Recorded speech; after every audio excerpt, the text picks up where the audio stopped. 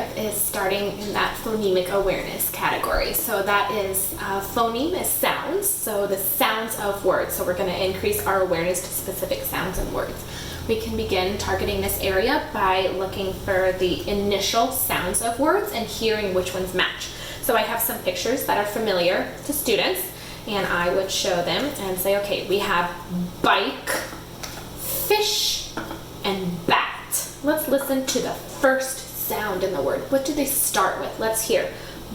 Bike, fish, bat. Which ones sound the same? Bike and bat. Yep, those sound the same. Great job. Those are matching. The next thing we would move on to do is counting phonemes or sounds in each word. By the time a child is 5 years old, about 50% of kids are able to count the number of sounds or phonemes in words. So we might do a word like this. D, a, g, d, a, g, dog. Oh, let's count it. D, a, g. We have 1, 2, 3 sounds in that word.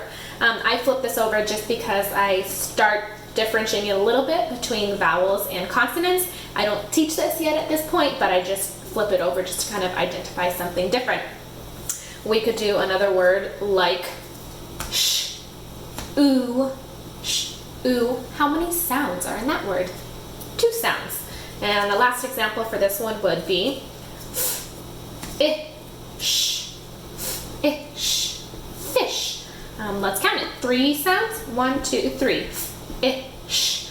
I always make sure that I am presenting it from left to right, the child's left to right. So just like they're reading, they would see these sounds in this order, and that's the way I present it to them. I would be cautious when introducing this in using words like stop and slide, so words with blends. Those are a lot trickier for kids, so use more simple words to begin with.